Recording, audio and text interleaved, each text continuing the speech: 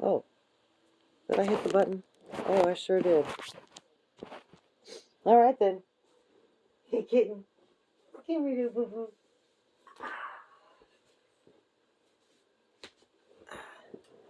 Hey, we're starting again. She's got colorful shapes to look at. Look here. Ready? We were talking to the cat, and she took one trip to the island of Tangerina, stopped at the port of Cranberry. Well, it just so happened that I missed the boat, and while waiting for the next, I thought I'd look around a bit.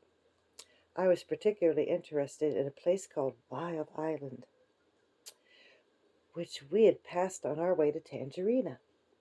Wild Island and Tangerina are joined together by a long string of rocks, but people never go to Wild Island because it's mostly jungle and inhabited by very wild animals. So I decided to go across the rocks and explore it for myself. It certainly is an interesting place. Is it a yummy place too? Yeah. And I decided to go across the... Wait, I messed it up. I lost my place. So, whoa. All right, let's find our place again. Yeah.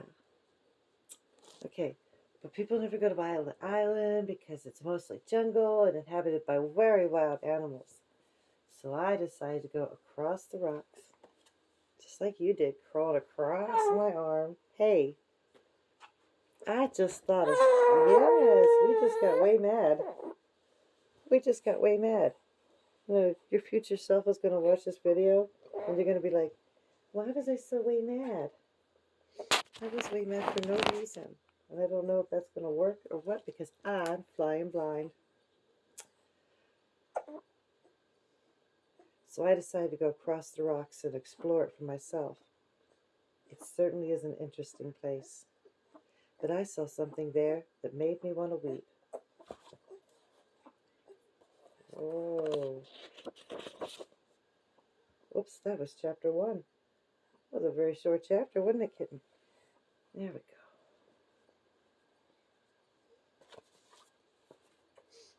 Chapter 2. My father runs away. Wild Island is practically cut in two by a very wide and muddy river, continued the cat. This river begins near one end of the island and flows into the ocean at the other.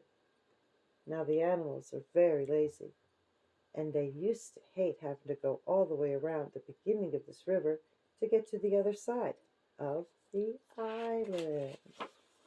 I think that's what it says. It does. It made visiting inconvenient and mail delivery slow, especially during the Christmas rush.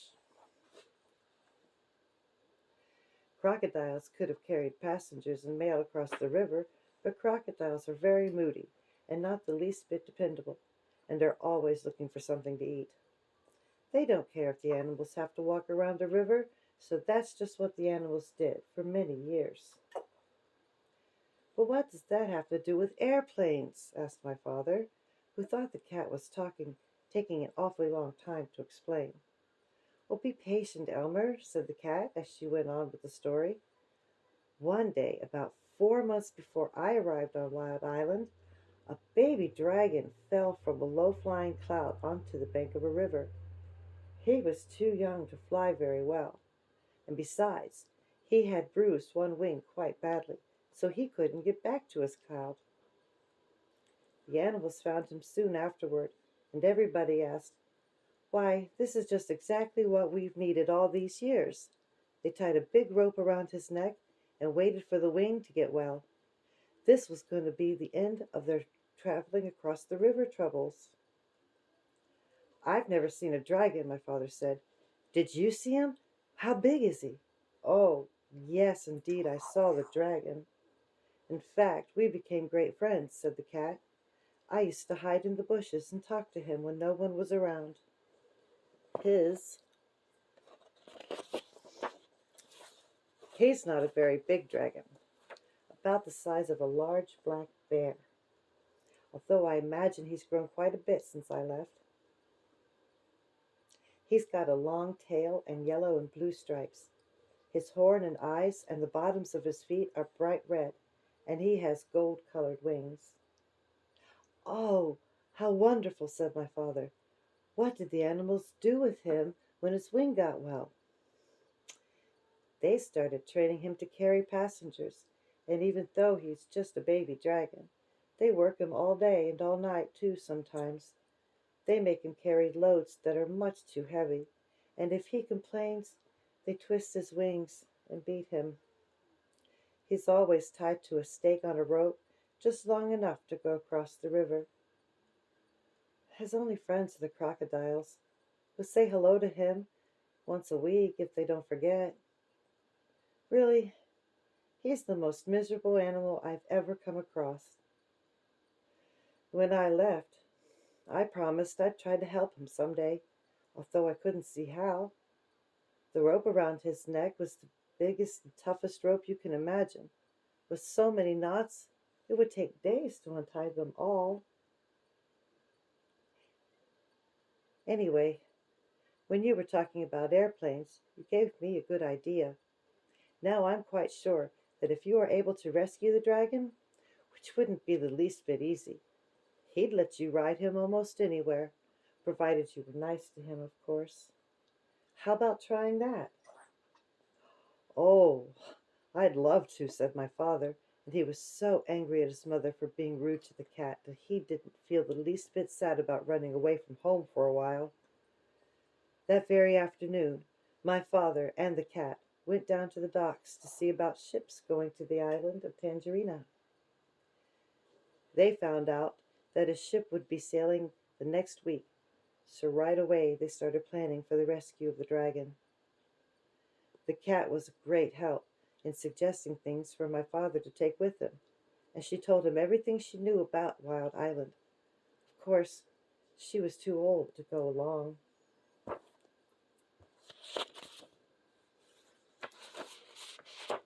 Everything had to be kept very secret. So, when they went or bought anything to take on the trip, they hid it behind the rock in the park. The night before my father sailed, he borrowed his father's knapsack, and he and the cat packed everything very carefully.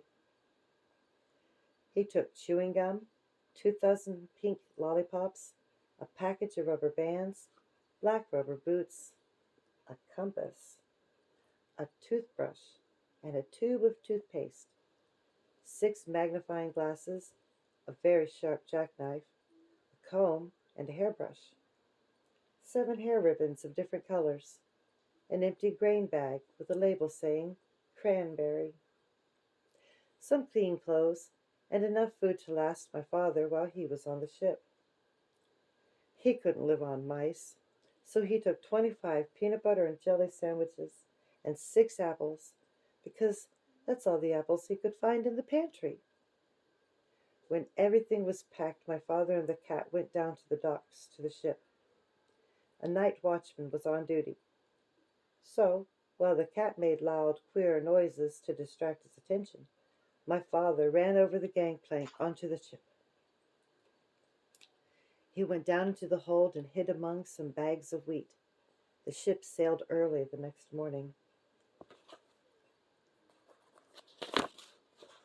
Ooh, chapter 3. Do you think we might actually get to chapter 3? You don't even know how long we've been going. Well, we can go a few minutes more, huh? My father hid in the hold for 6 days and nights. Twice he was nearly caught when the ship stopped to take on more cargo, but at last he heard a sailor say that the next port would be Cranberry, and that they'd be unloading the wheat there. My father knew that the sailors would send him home if they caught him. So he looked in his knapsack and took out a rubber band and the empty grain bag with a label saying Cranberry.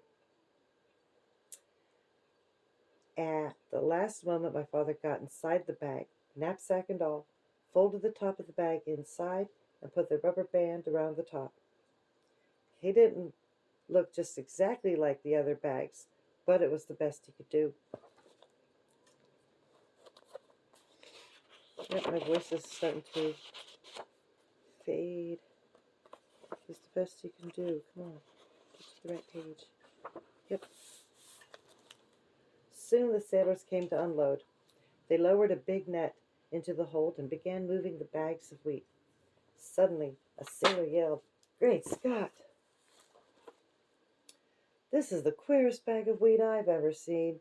It's all lumpy, but the label says that it goes to Cranberry."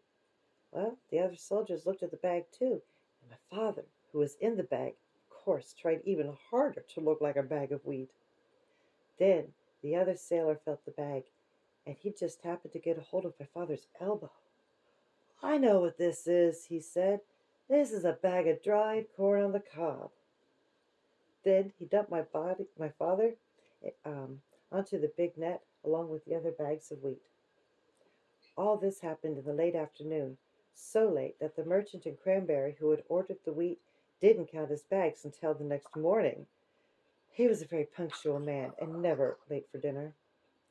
The sailors told the captain, and the captain wrote down on a piece of paper that they had delivered 160 bags of wheat and 1 bag of dried corn on the cob. Yeah, I know. They left the piece of paper for the merchant and sailed away that evening. My father heard later that the merchant spent the whole next day counting and recounting the bags and feeling each one, trying to find the bag of dried corn on the cob. He never found it, because as soon as it was dark, my father climbed out of the bag, folded it up, put it back in his knapsack. He walked along the shore to a nice sandy place and lay down to sleep.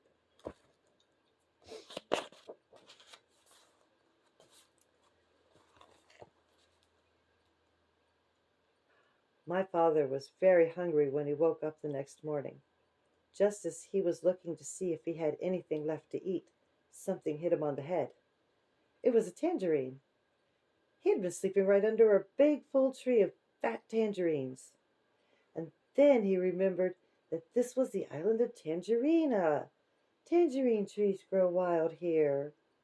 They grow wild everywhere. My father picked as many as he had room for, which was 31, and started off to find Wild Island. He walked and walked and walked along the shore looking for rocks that joined the two islands. He walked all day, and once, when he met a fisherman and asked him about Wild Island, the fisherman began to shake, and he couldn't talk for a long while. It scared him that much, just thinking about it. Finally, he said, "Many people have tried to explore Wild Island, but not one has come back alive. We think they were eaten by the wild animals." This didn't bother my father. He kept walking and slept on the beach again that night. It was beautifully clear the next day, and way down the shore my father could see a long line of rocks leading out into the ocean. And way out at the end, he could see just a tiny patch of green. Hi. Yeah, it's a done bottle now, isn't it? Totally done bottle. Are you ready? Yeah, you are ready.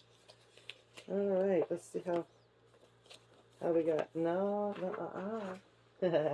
Oh, okay, time up. Time's up. Time might be up. We're about to see the island. Yay! What do you think he's gonna find at the island? You think a dragon's gonna be there? Okay, good night. Well, next time.